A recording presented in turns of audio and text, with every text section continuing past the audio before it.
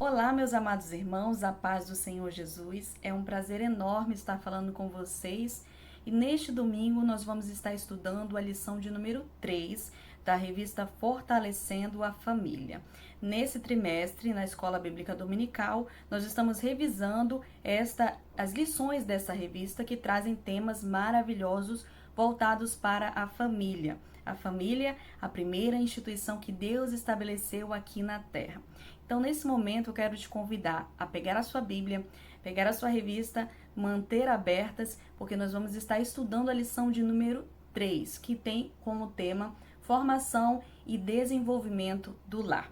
O texto áureo está em Provérbios 1:8, que diz assim: Filho meu, ouve o ensino de teu pai e não deixes a instrução de tua mãe. A verdade prática: a família é uma instituição em contínuo aperfeiçoamento. A leitura bíblica está em Provérbios 7 ao 10. Essa lição traz algumas orientações para os nossos jovens que sonham em construir um lar feliz e abençoado, e também conselhos para os recém-casados e para os já casados há algum tempo. Se nós fizermos uma comparação da construção de uma obra com o casamento, nós vamos observar que antes de iniciar uma obra é necessário um planejamento, depois o levantamento de materiais que serão utilizados nessa construção, materiais de boa qualidade, e depois, enfim, a visualização do terreno, um terreno sólido, onde será levantado esse edifício. Se não houver esses cuidados, podem haver prejuízos nessa construção, como rachaduras, infiltrações ou até a perda total da obra. Da mesma forma, pode ocorrer no casamento. Antes de se iniciar um lar, é importante saber que fundamentos serão necessários para a formação e edificação desse lar. O namoro e o noivado podem ser feitos de qualquer jeito ou é importante obedecer os princípios bíblicos. Tudo isso nós vamos estudar nessa lição de número 3. Pais, amigos e familiares podem ter essa liberdade de trazer orientações e apoio para esses pretendentes, para as pessoas que desejam iniciar uma família. Porém, as decisões serão de responsabilidade somente das pessoas que desejam iniciar esse casamento, esse relacionamento. Mas antes de se iniciar um namoro, nesse processo aí de preparação para o casamento, é importante ter alguns cuidados, porque primeiro vem a questão do sentimento, do afeto, do carinho, da paixão, que são necessários e servem também como base para a construção e solidificação desse casamento. Mas os relacionamentos não devem se basear somente nas emoções, porque muitos casamentos às vezes são levados ao fracasso, à ruína, por conta que foram iniciados somente por paixão. E aí, no momento que a paixão acaba, surgem os primeiros sinais de dificuldade, o casal já se estremece e aí não quer continuar esse relacionamento. Então, é muito importante observar outras questões que são necessárias aí para fortalecer essa base desse relacionamento. Primeiro, as virtudes morais e espirituais. É importante olhar nesse pretendente se há essa virtude moral, que aí nós podemos citar, tem várias, mas nós podemos citar aqui a generosidade, a coragem, a fidelidade, se essa pessoa é uma pessoa fiel, se é paciente, se é humilde. Então, são virtudes morais que são importantes nós visualizarmos nesse pretendente. E a outra são as virtudes espirituais. É uma pessoa que busca a Deus, é uma pessoa que tem uma vida de santificação, de separação com o pecado, uma vida de oração.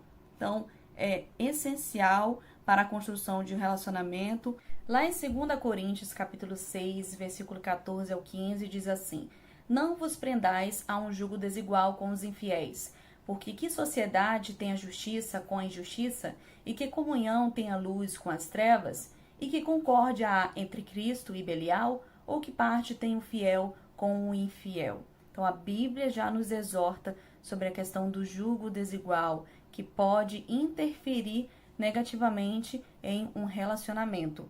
Outro cuidado que deve se ter antes de iniciar um namoro é a observar, buscar a direção de Deus.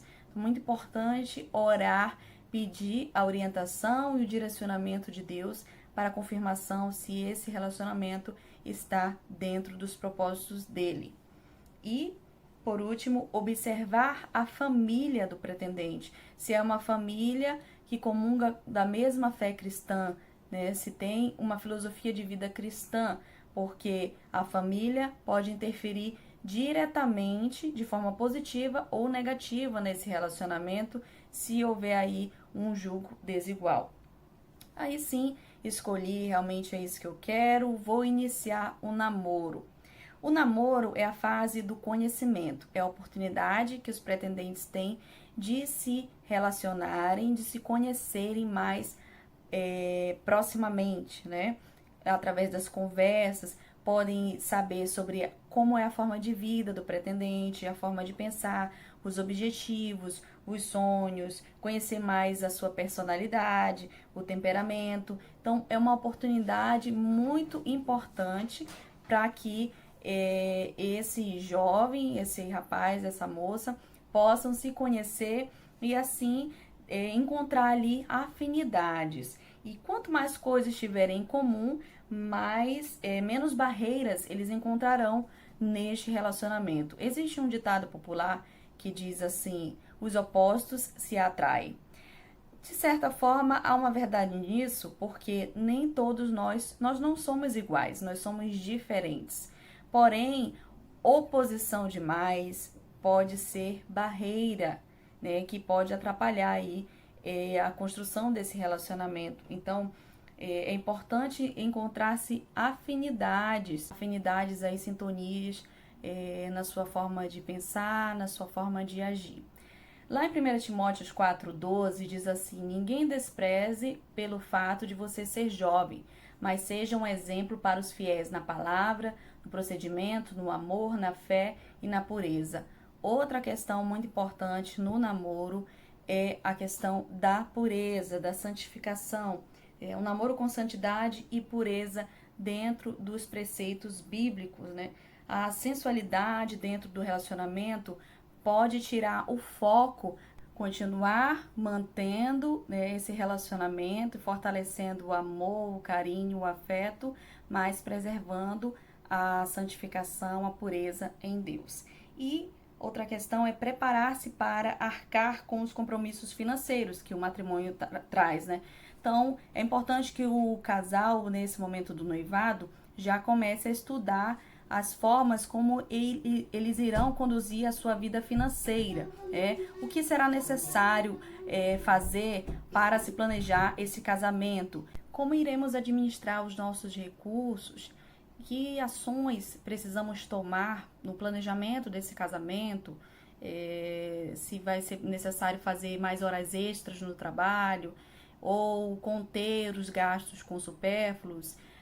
Tudo isso precisa ser conversado nesse período do noivado, porque é essencial que o casal esteja em concordância nessa parte da administração financeira. E, por último, antes da decisão final, é preciso ter a certeza de que esse casamento é da vontade de Deus. Então, vocês veem que antes de iniciar o namoro, durante o namoro e no noivado, a todo momento, o casal, né, precisa estar em oração, pedindo a direção de Deus e a confirmação da vontade de Deus nesse relacionamento. E aí vem o casamento. O casamento, ele é um empreendimento sério que envolve um homem e uma mulher. Por que o empreendimento? Porque é algo que você vai investir a sua vida, investir os recursos financeiros, os recursos intelectuais, psicológicos, emocionais. Toda a sua atenção vai estar voltada para esse empreendimento, que é o seu casamento. Então, casou, tudo lindo, fez aquela cerimônia maravilhosa, na sua casa, ou no salão de festas, ou na igreja, enfim, no local que você definiu, e oficializou diante de Deus, diante das testemunhas, diante da igreja, da sociedade, ali a sua família. Então, passado esse momento, inicia-se o casamento. E com o casamento vem as responsabilidades. Em 1 Coríntios 7, 33 ao 35 diz assim: Mas o que é casado cuida das coisas do mundo, em como há de agradar a mulher. A diferença entre a mulher casada e a virgem: a solteira cuida das coisas do mundo, as coisas do Senhor, para ser santa, tanto no corpo como no espírito. Porém, a casada cuida das coisas do mundo, em como há de agradar ao marido. E digo isto para proveito vosso, não para vos enlaçar, mas para o que é decente e conveniente, para vos unirdes ao Senhor sem distração alguma. Então, essas coisas do mundo que esse texto se refere não são relacionadas ao pecado, mas em si as coisas terrenas, por exemplo, o trabalho, os estudos, os afazeres domésticos, todas as coisas que o cônjuge vai fazer para agradar ao seu amado, à sua amada, né? Então é muito importante assumir essas responsabilidades e enfrentar as vicissitudes da vida juntos. O que são as vicissitudes? São situações imprevisíveis, contrárias, mudanças, transformações que todo casamento pode acontecer, né? Corta. E o que são essas vicissitudes? São situações contrárias, mudanças, transformações, situações imprevisíveis que podem ocorrer no casamento. É importante que o casal esteja ali unido, junto, assim como lhe firmou aquele propósito de estarem contigo na saúde, na doença, na alegria, na tristeza, na fartura ou na escassez. São esses momentos aí de contraste, de dificuldades que o casal precisa estar cada dia mais fortalecido, buscando a graça e sabedoria de Deus para vencer essas adversidades. As responsabilidades também nos cuidados com a vida espiritual. Então, não só se preocupar em cuidar do cônjuge, em fazer coisas para agradá-lo, mas também, essencialmente, cuidar da vida espiritual. Então, procurar momentos para estarem orando juntos, fazerem devocionais, estarem comprometidos com Deus e colocando sempre Deus no centro de tudo, de todo o seu relacionamento, para que Ele possa conduzir conforme o seu querer e a sua vontade. A questão da estabilidade no casamento é muito importante. Não pode sempre as pessoas pensarem, algumas pessoas podem... Corta. A questão da estabilidade emocional no casamento é algo essencial. Algumas pessoas entram num casamento como se fosse uma aventura, achando que se der certo, tudo bem, se não der certo, separa e tá tudo certo. Não, não é dessa forma. O casamento é um propósito, uma aliança firmada diante de Deus, diante dos homens, que deve ser honrada. Então, em 1 Coríntios 7, 27, nós podemos ler aqui uma palavra direcionada à mulher. Está ligado à mulher? Não. Segue. A estabilidade no casamento é algo essencial também no casal. Algumas pessoas entram no casamento pensando que vai ser uma aventura, né? E que se der certo, ok, tudo bem. Se não der certo, se separa. Mas não é bem assim. O casamento é uma aliança firmada diante de Deus, diante dos homens e que deve ser honrada. Então é importante buscar a estabilidade. Lá em 1 Coríntios 7, 27, tem uma palavra direcionada aos maridos. Estás ligado à mulher? Não busques separar-te. Aí uma outra palavra direcionada à esposa. A mulher casada está ligada pela lei todo o tempo que o seu marido vive. Então, enquanto ele viver, ela deve permanecer unida com o seu marido. Então, a importância de firmar o compromisso dia após dia, de estarem juntos, honrando esse matrimônio. A compatibilidade também é muito importante e é algo que pode ser observado lá no namoro, olha, muito antes de você se aliançar com seu cônjuge, pode ser observado se há essa compatibilidade de genes, de ideias, de pensamentos, e enfim, para que possa haver uma comunhão nesse relacionamento e uma harmonia aí nessa comunicação. Alguns ajustes são necessários durante o casamento. Num relacionamento, no namoro, o casal se via, conversava e depois cada um ia para sua casa. Só que no casamento isso não é bem assim. O casal dorme, acorda junto e passa 24 horas juntos, então eles têm que aprender a conviver. Então é normal, é natural haver algumas desavenças no início desse relacionamento, né? E até algumas surpresas. Por exemplo, a moça pode dizer: Nossa, eu não sabia que você ficava tão chateado por eu deixar um copo na mesa. Ou então o rapaz dizer: Nossa, eu não sabia que você ficava tão enfurecida por eu deixar essa toalha molhada em cima da cama, né? Então, é natural haver esses pequenos conflitos, mas que exigem aí um ajuste entre ambos. Então, quais são esses ajustes aí? A honestidade, ser honesto, reconhecer quando você erra, dizer: olha, realmente eu reconheço que eu errei, que eu não deveria ter falado dessa forma, que eu não deveria ter feito isso, e eu te peço perdão. E você tem razão nisso, né? Então, ser honesto, ter e buscar a paciência é essencial no relacionamento. Dia após dia, ter a paciência para não, para resistir ali a questão de revidar quando for ofendido, quando se for magoado, né? A paciência realmente é a fortaleza para você resistir às ofensas sem ofender. A maturidade também é algo essencial, zelar pelos interesses um do outro, não buscar só seus interesses próprios, mas zelar pelo interesse do outro, buscar agradá-lo, né? Buscar saber os seus gostos, o que gosta de comer, o que gosta de fazer, enfim. Criar expectativas dentro da realidade é outro ajuste necessário. Não fantasiar um mundo perfeito, em que só vai ser love, só amor, não vai haver divergências, conflitos, porque isso é irreal. Crie expectativas factíveis de que você pode construir um lar feliz e abençoado, mas que haverá conflitos e adversidades que você irá enfrentar, mas com a graça e a força de Deus você irá vencer. E dentro desses ajustes necessários no casamento está também a unidade.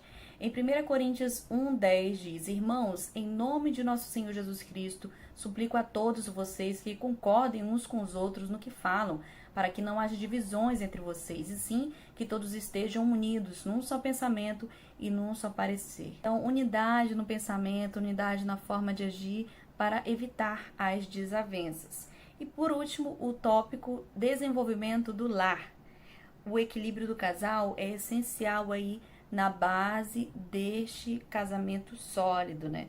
Deve estar ajustado em alguns pontos aí. Amor mútuo, por exemplo, é uma questão importante. Amar e ser amado. Então, demonstrar amor, carinho e saber que você está cuidando, zelando do seu cônjuge, assim como ele também vai cuidar de você. Entrar no casamento com o pensamento de não só ser feliz. Ah, eu quero ser feliz, então por isso vou me casar com essa pessoa. Não. É procurar fazer alguém feliz, porque no momento que você tem esse pensamento de fazer a sua amada, o seu amado feliz, automaticamente ele também vai se sentir motivado a te amar e te tratar bem. Devolver esse amor, né? Existe promover esse amor mútuo que é tão essencial. A unidade no propósito, em Filipenses 2:2, nós podemos observar aqui esse texto: completai o meu gozo, para que sintais o mesmo, tendo o mesmo amor, o mesmo ânimo, sentindo a mesma coisa. Então, unidade no propósito, concordância em tudo, principalmente quanto aos propósitos de Deus sobre o lar e família, a despeito das diferenças. Então, unidade no propósito, no pensamento de como organizar, de como desenvolver, de como construir esse lar. A comunhão de espírito é a comunhão com Deus, é a comunhão com o outro. Então, muito importante estarem ligados numa só fé, num só propósito. E a renúncia do interesse próprio, lá em Filipenses 2:4, diz assim: não atente cada um para o que é propriamente seu, mas cada qual também para o que é dos outros. Então, esquece esse pensamento egoísta, porque no casamento não vai dar certo. Você tem que pensar todo instante no como você pode fazer o outro feliz, no como você pode agradar o outro e buscar os interesses do seu cônjuge, né? Porque assim você vai estar construindo ali um alicerce, um relacionamento saudável. O cônjuge em relação com o outro dá-se o nome de consorte, ou seja, companheiros da mesma sorte, um cuidando do outro. Então, é importante essa renúncia de não só pensar nos seus desejos, na sua vontade, mas pensar naquilo que vai ser bom para o casal. A solidariedade também faz parte do desenvolvimento do lar. O marido e a mulher precisam aprender a fazer concessões no dia a dia para evitar brigas e desavenças. E a concordância é outra questão que deve ser trabalhada. Na administração financeira, por exemplo, há pesquisas que mostram que a falta de entendimento de como se vai gastar os recursos financeiros é um dos maiores causadores de desavenças entre casais. Então, é necessário se trabalhar a concordância na administração financeira, conversarem e entenderem como poderão desenvolver, administrar os recursos que são geridos ali pelo casal, se o que vai ser necessário separar para as despesas mensais e o que pode ser reservado ali para economizar como forma de investir em sonhos, em projetos. A administração financeira deve sim ser trabalhada entre o casal para que possa haver uma concordância. E concordância também nas atividades do dia a dia, da rotina, porque não pode haver conflitos. O casal precisa administrar bem o seu tempo, os seus compromissos, para que não possa se sobrecarregar de atividades, de forma que não tenha um tempo, não reserve um tempo para que possam estar juntos, para que possam tirar um momento ali, mesmo que tenham filhos ou não. Tirem um tempo do seu dia, da semana, para vocês conversarem, assistirem um filme juntos, saírem, porque é necessário que o casal tenha esse tempo também reservado para eles, para fortalecer ali o amor, o afeto, o carinho, a intimidade e a relação ficar cada vez mais sólida. Uma concordância também é necessária na questão da educação dos filhos.